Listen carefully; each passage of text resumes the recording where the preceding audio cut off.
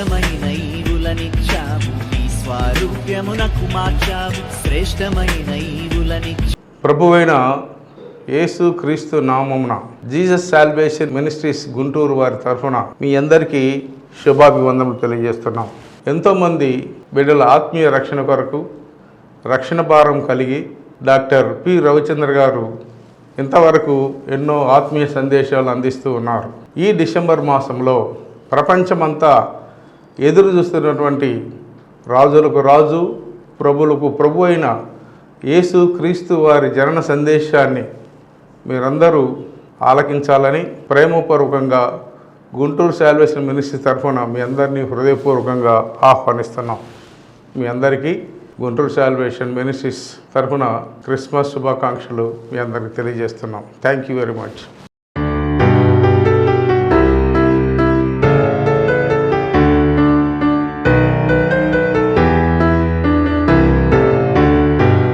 మన ప్రభు అయిన యేసుక్రీస్తు నామంలో మీ అందరికీ వందనాలు తెలియజేస్తున్నాను.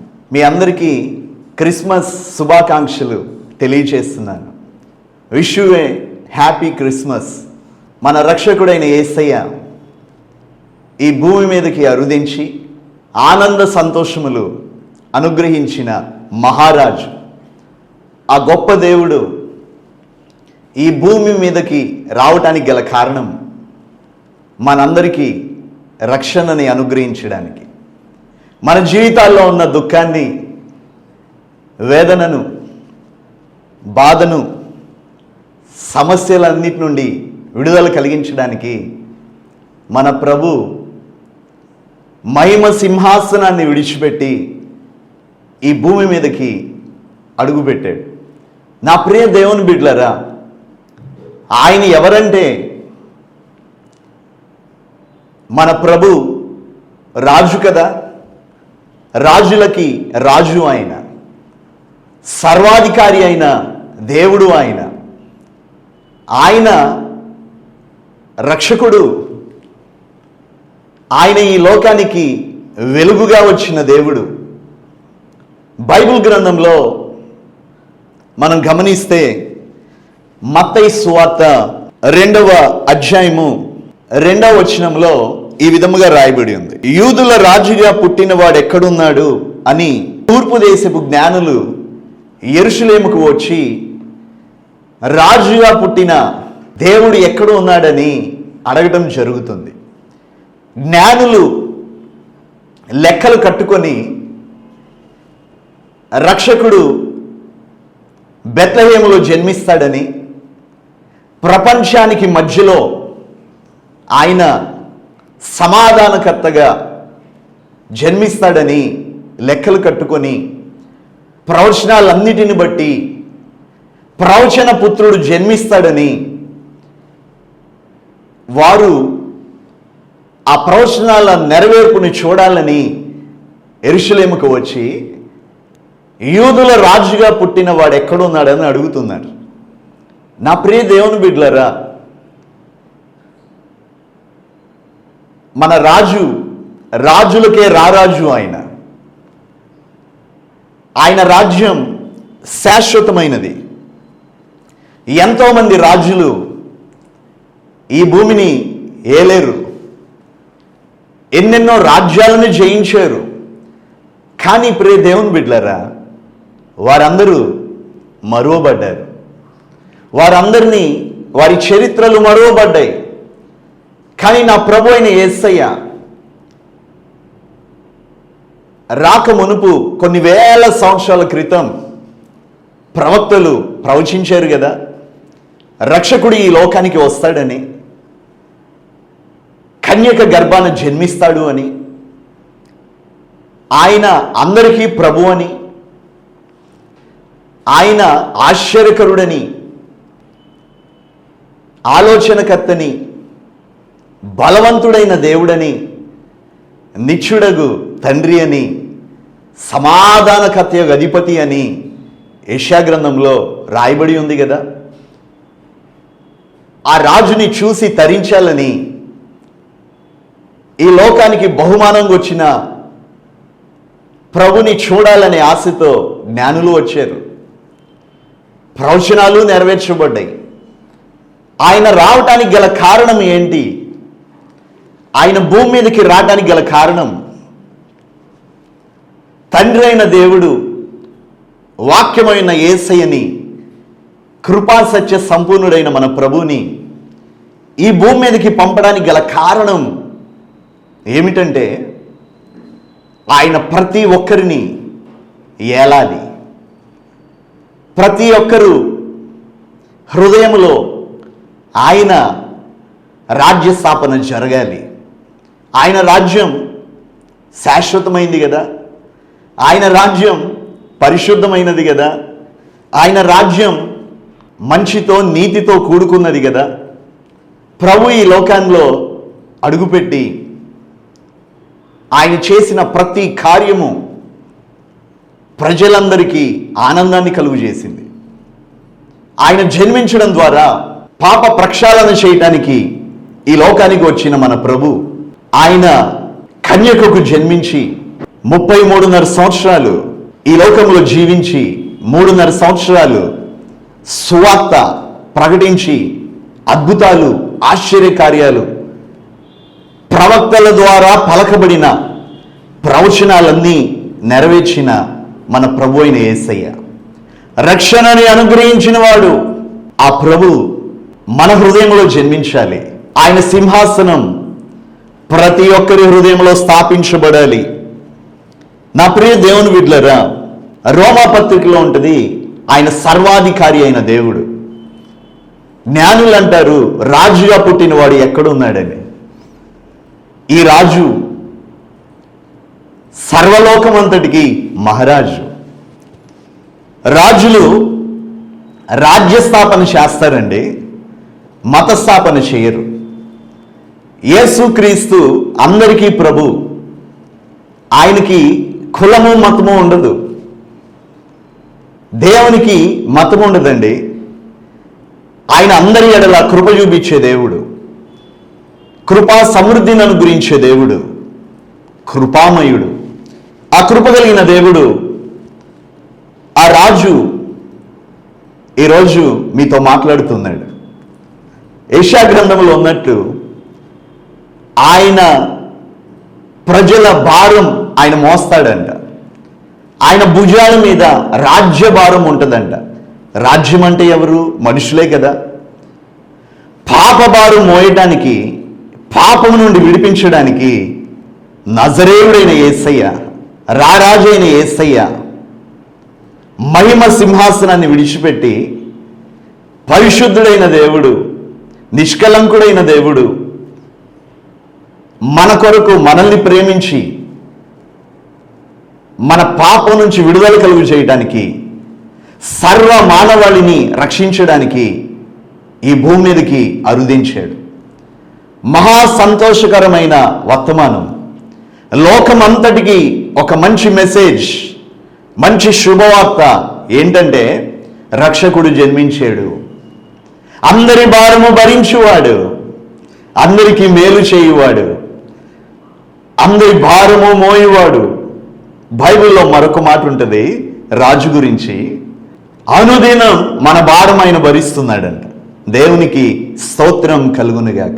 నా ప్రియమైన దేవుని బిడ్డలారా, రాజులు గర్వంతో ఉంటారండి.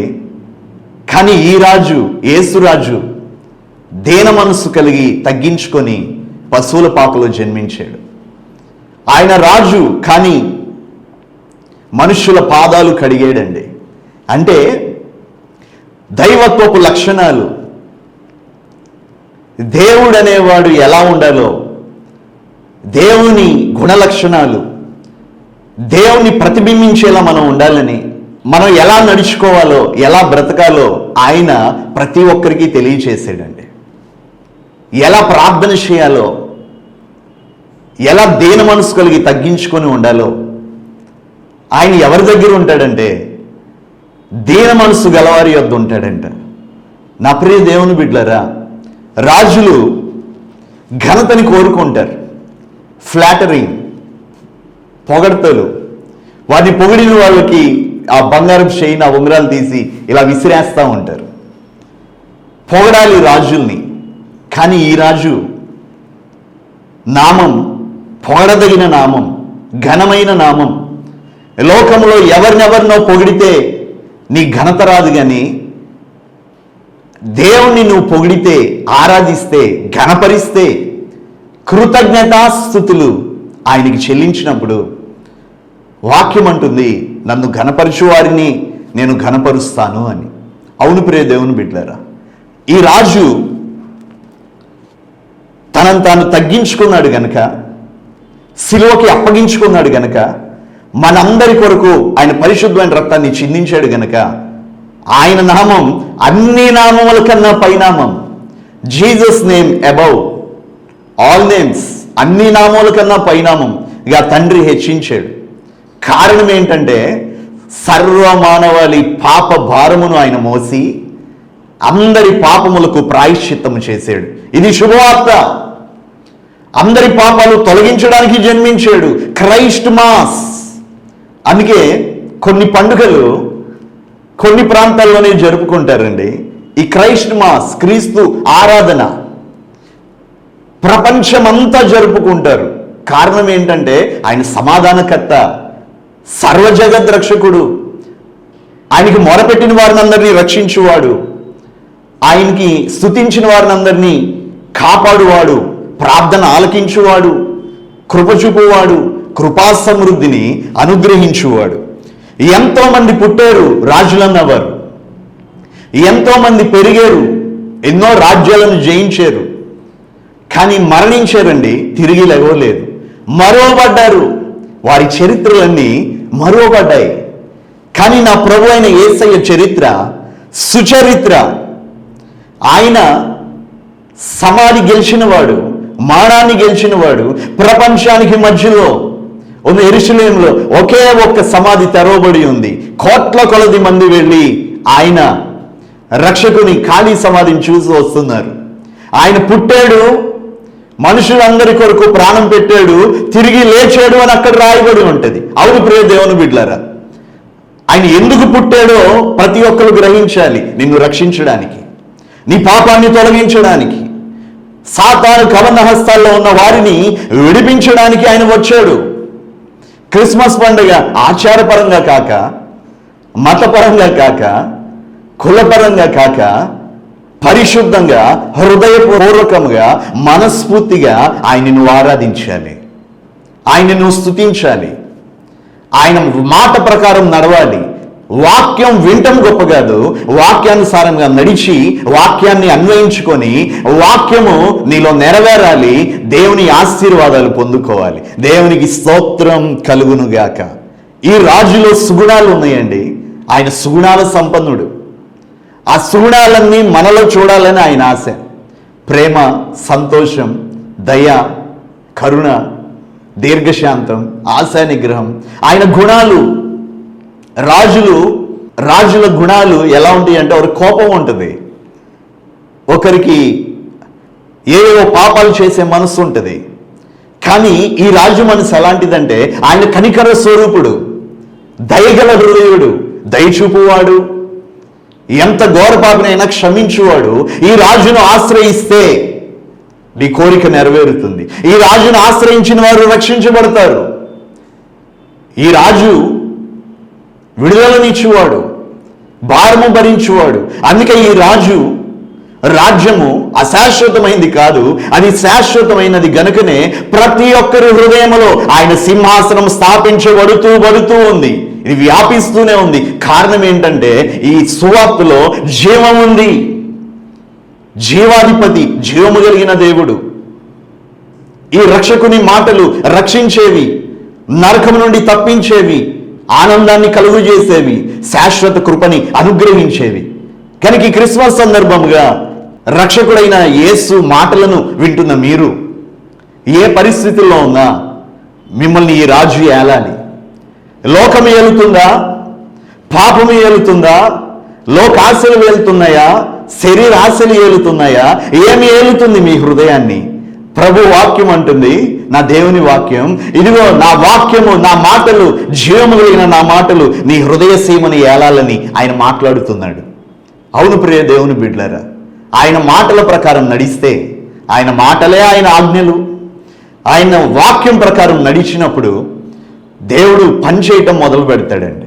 ఆయన మాట ఔషధము కదా, ఆయన మాట దివ్య ఔషధము కదా, కృంగిన వారిని లేవనెత్తేది కదా, బలహీనని బలపరిచేది కదా.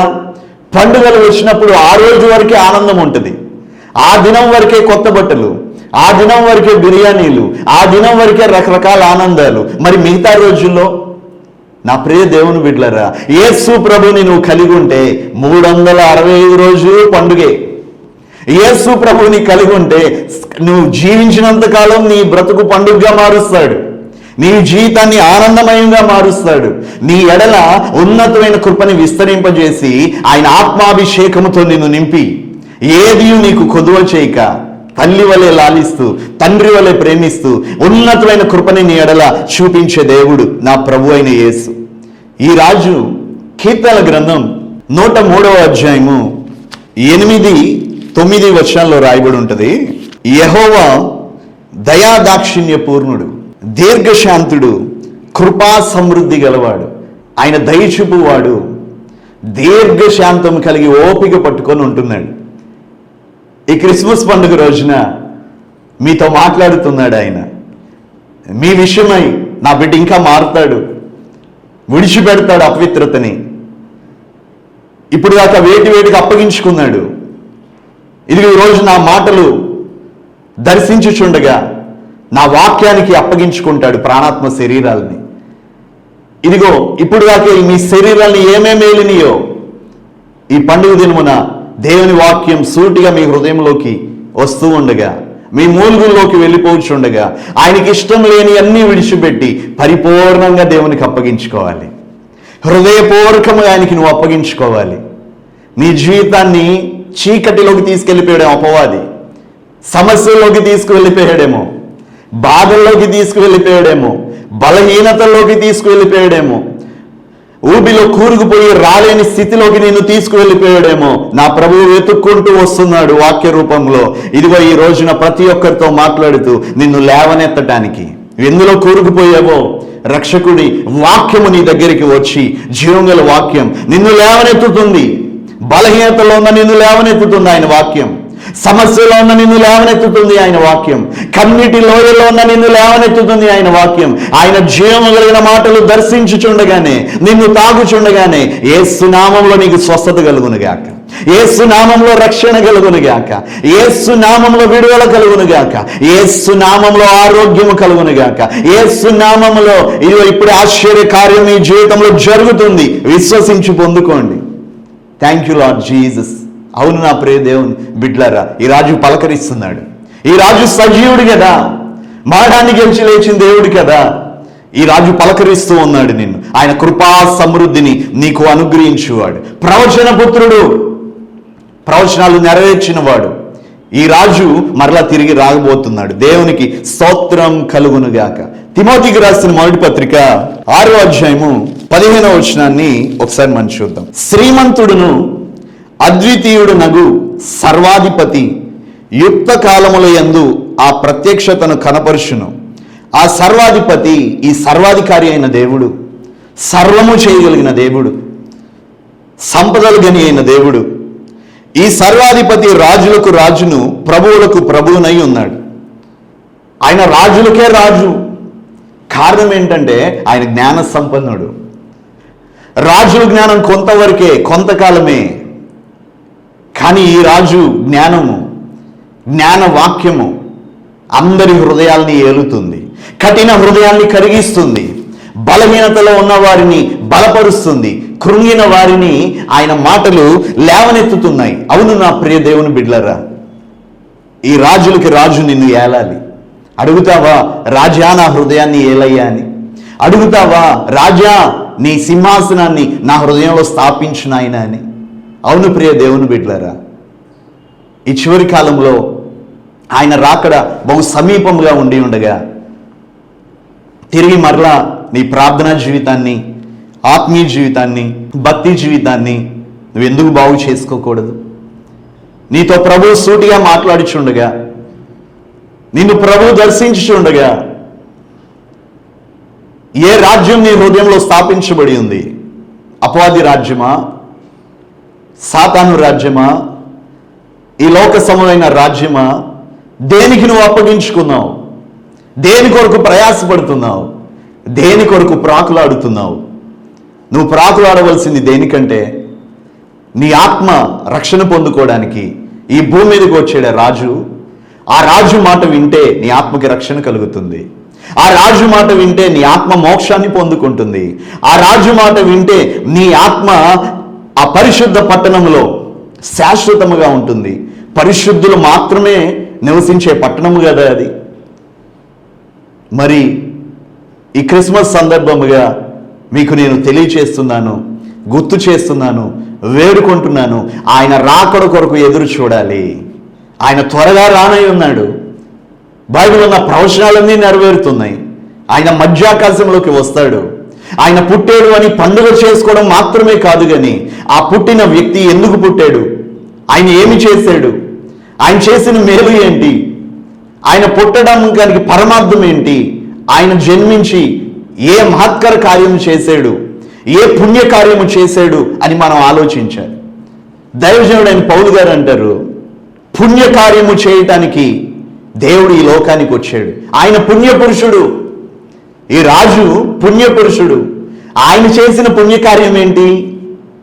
ఆయన ఈ భూమి మీదకి వచ్చి పాపములో బంధించి ఉన్న మనల్ని విడుదల కలుగు చేశాడు. పుణ్యపురుషుడు అంటే మంచి కార్యము చేసే వాళ్ళని పుణ్యపురుషులు అంటారు కదా. ఆయన పుణ్యకార్యము చేశాడని దైవజనుడైన పౌలు గారు అంటున్నారండి. ఆయన చేసిన పుణ్యకార్యం ఏంటి? మనుషులు అంటూ ఉంటారు, అయ్యా నీకు పుణ్యం ఉంటుంది, ఈ పని చేయయ్యా అని.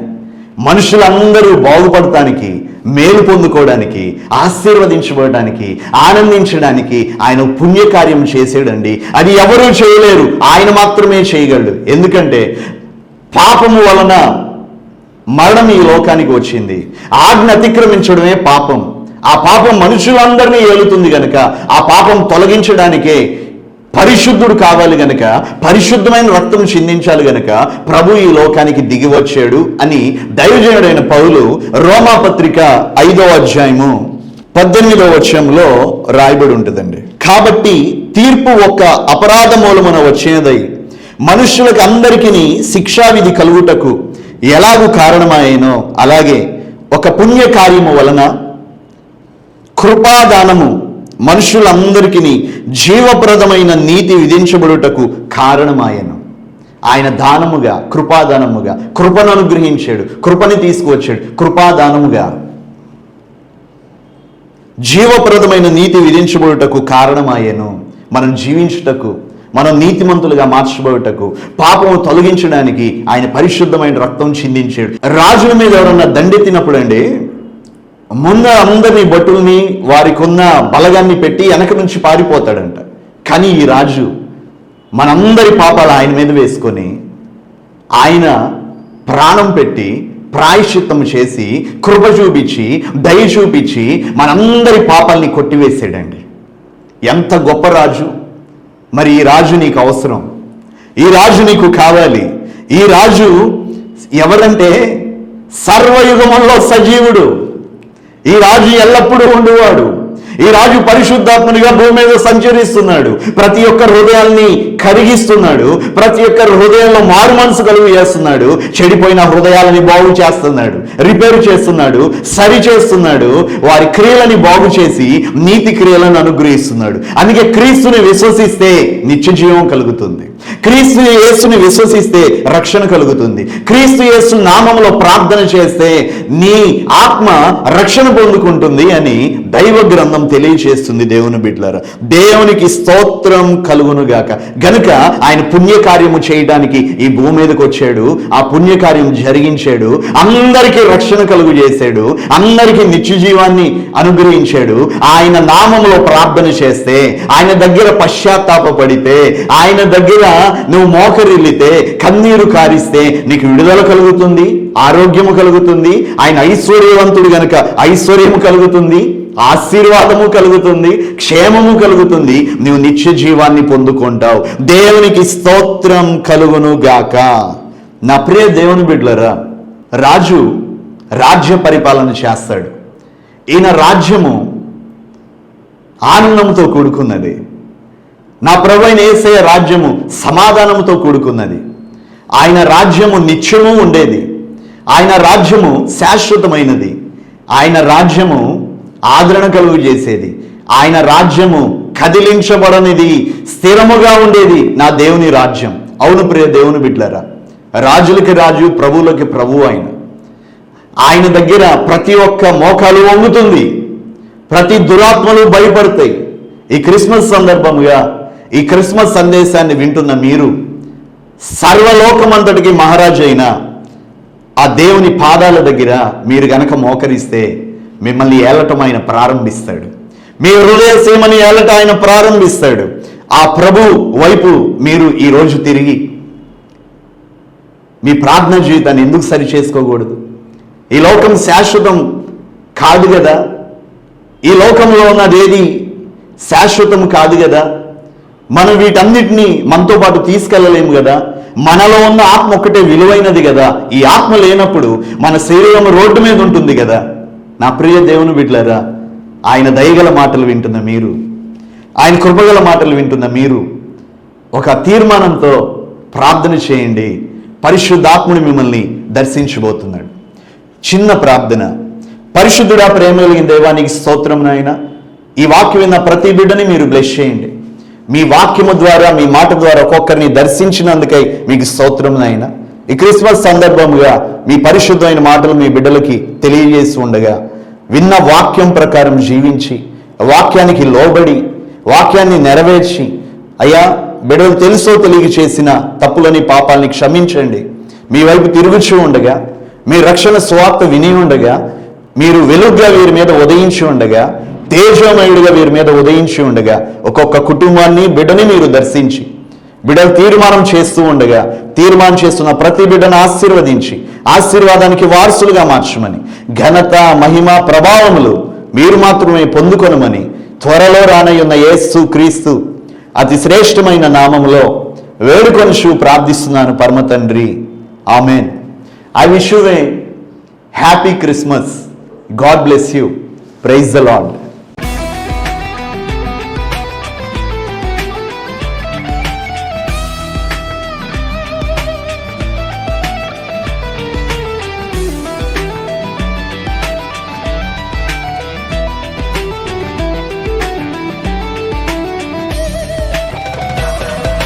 శ్రేష్టమైన ఈవులనిచ్చావు, నీ స్వారూప్యమునకు మార్చావు. శ్రేష్టమైన ఈవులనిచ్చావు.